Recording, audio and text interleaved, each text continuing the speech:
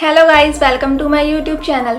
मेरा नाम है प्रिया और मैं आ गई हूँ होली हॉरर सीरीज का पार्ट 4 लेकर। पार्ट 3 में आपने देखा था कि रिया पंडित जी को सारी बातें बताती है कि कैसे वो लड़की रिया को परेशान कर रही थी। रिया इसके बारे में कुछ नहीं कर पाती है क्योंकि उसे कुछ होश ही नहीं था।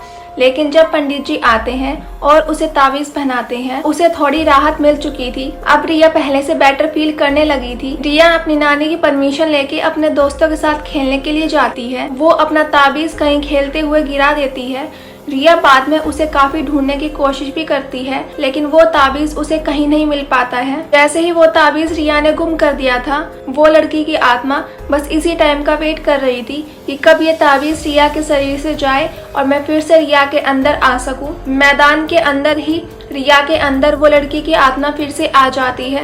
ये सब देखकर रिया के दोस्त रिया की नानी को बुलाकर लाते हैं। पूरा मोहल्ला वहाँ पर इकट्ठा हो जाता है। रिया की नानी वहाँ पर आती है। वो रिया को देखती है, रिया के हाथ पर नोटिस करती है तो उसके हाथ में कोई ताबीज नहीं बंधा हुआ था। रिया की नानी पंडित जी को बुलाकर लाती है। पंडित जी जब रिया को देखते हैं, रिया को मोहल्ले वाले पकड़कर घर लेकर आते हैं। पंडित जी एक आदमी को कुछ सामग्रियां लाने के लिए बोलते हैं और बाकी मोहल्ले वाले को घर के बाहर रुकने के लिए बोल दिया जाता है। घर के अंदर सिर्फ रिया की नानी का होना ही जरूरी था और कुछ महिलाएं भी थी जिसने रिया को पकड़ रखा था। सभी सामग्रियां लाई जाती हैं। हवन की तैयारी की जाती है। हवन में एक घेरा बनाया जाता है। वहाँ रिया को बिठाया जाता है। उस घेरे के पास ही रिया की नानी को बिठा रखा था और पंडित जी बोलते हैं, अब चाहे इस हवन में कुछ भी हो, चाहे रिया चिल्लाए रोए, लेकिन आपको रिया के पास नहीं आना है। रिया के अंदर जो आत्मा है वो यहाँ से भागने के लिए कुछ भी करना चाहेगी। हवन शुरू किया जाता है। हवन शुरू होते ही अब रिया के अंदर जो आत्मा थी वो उस घेरे से बाहर नहीं जा सकती थी। पंडित जी रिया पर कुछ भभूति फेंकते हैं, गंगाजल छिड़कते हैं। रिया के अंदर जो आत्मा थी उससे पूछना चाहते हैं, तुम रिया को परेशान क्यों कर रही हो। काफी पूछने के बाद रिया के अंदर से आवाज आती है कि करीब 80 साल पहले मुझे भी होली खेलना बहुत पसंद था।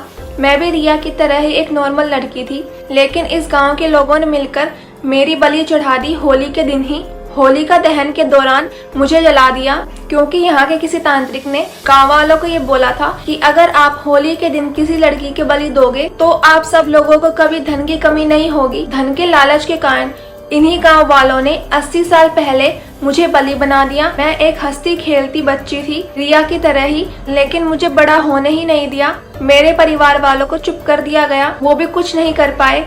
अब मैं इस गांव की किसी भी लड़की को जिंदा नहीं रहने दूंगी और होली के दौरान ही मैं सबको अपने साथ ले जाऊंगी। जैसे मेरे परिवार वाले मेरे लिए तड़पे थे, वैसे ही इस गांव के लोग अपनी बेटियों के लिए तरसेंगे। पंडित जी उस लड़की को समझाते हैं कि देखो, वो बहुत पुरानी बात है, इस लड़की से तुम्हारा कोई लेना देना ही नहीं है। ये लड़की तो बेचारी शहर से होली मनाने के लिए आई थी और अब तुम इसे ही परेशान कर रही हो।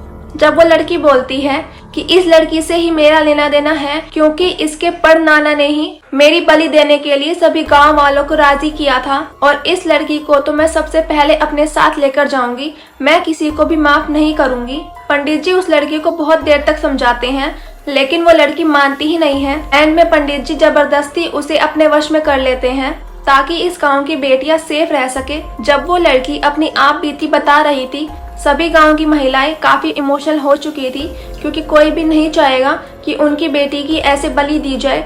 उस लड़की के साथ काफी गलत हुआ था। ये थी आज की इमोशनल एंडिंग। आपको आज की स्टोरी कैसी लगी कमेंट में जरूर बताना। आई होप आपको आज की स्टोरी पसंद आई होगी। अगर आपको आज की वीडियो पसंद आई है तो लाइक करके जरूर जाना और कमेंट जरूर करना, और अगर आप इस चैनल पर न्यू हो तो सब्सक्राइब जरूर करना। Thanks for watching.